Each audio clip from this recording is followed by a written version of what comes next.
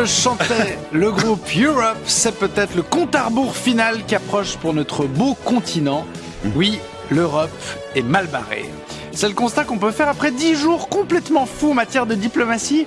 Et il s'est passé tellement de trucs dans tous les coins.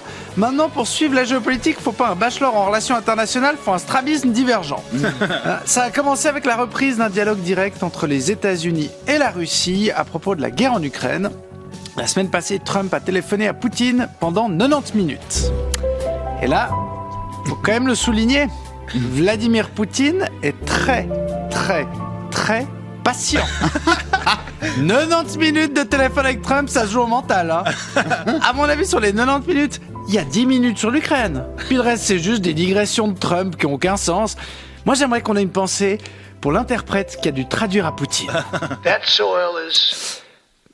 Monsieur Trump mentionne l'importance de sécuriser la mer Noire. D'ailleurs, Monsieur Trump propose de rebaptiser la mer Noire en mer Blanche. Il en a marre du wokisme. Monsieur Trump insiste aussi sur le fait que les marées hautes seraient contrôlées par les trans. Ils ont des cheveux bleus et l'eau est bleue. Comme de par hasard. Monsieur Trump s'ouvre un Coca Light et demande si Monsieur Poutine aime le Coca Light.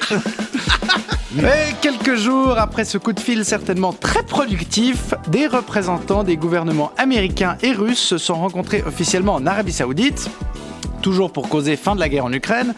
Grande terre de paix, l'Arabie Saoudite, surtout si vous êtes une femme et que vous aimez par exemple bien fermer votre gueule. Bref, toutes ces négociations sans l'Europe ni l'Ukraine marquent un tournant dans la guerre puisque jusqu'ici la stratégie consistait à avoir un front uni Europe-États-Unis pour isoler la Russie. Mais maintenant, les États-Unis sont nouveaux potes avec la Russie, ce qui oblige l'Europe à assurer sa défense seule. On en a eu la confirmation en fin de semaine passée au sommet de Munich pour la sécurité. Le vice-président américain J.D. Vance s'est exprimé face aux pays européens le 14 février. Alors s'il fallait faire une analogie à la Saint-Valentin, l'ambiance était pas tellement dîner aux chandelles, mais plutôt vas-y que je t'attrape l'Europe et je lui tire les cheveux pour qu'elle se cambre.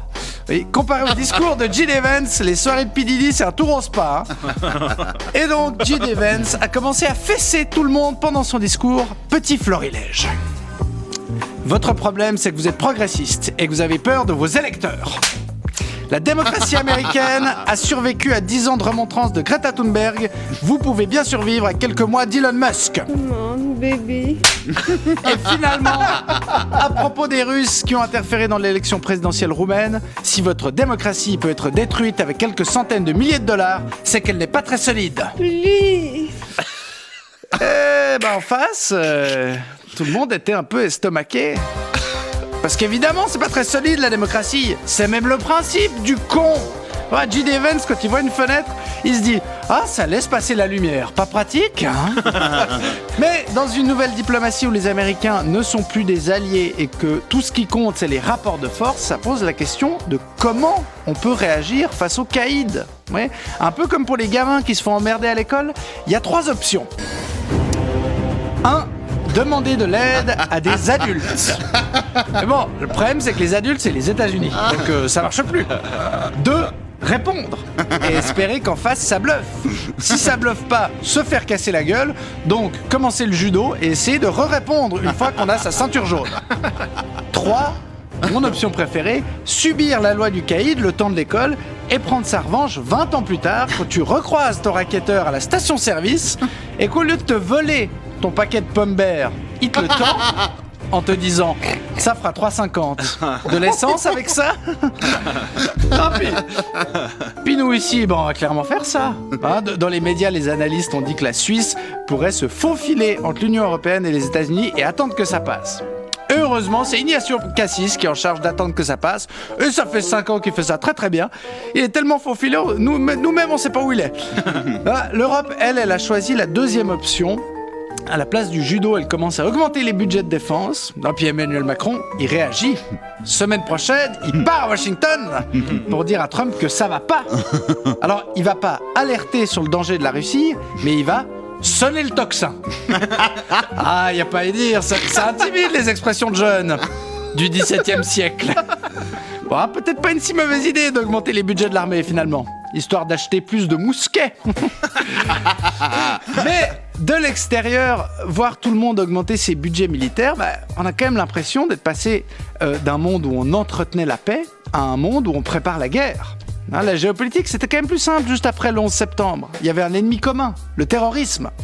Après, il y en a qui ont réussi à faire croire qu'en fait, le problème, c'était les Arabes. Et ça a donné les partis d'extrême droite nationalistes qui n'aiment pas les étrangers, à part les Russes ou les Américains, si c'est Trump qui les gouverne.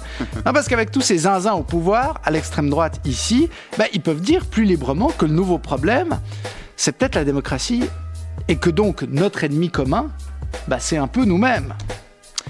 Allez, foutu pour foutu, je vous rappelle que ça ne fait qu'un mois que Trump est au pouvoir. Il en reste 47. Quelle indignité. Je suis pas venue ici pour souffrir, ok? Nous sommes sur le service public. Foutu pour foutu. Ce n'est pas l'idée, voyez-vous, que je me fais du service public. C'est une honte. Benjamin Descosters.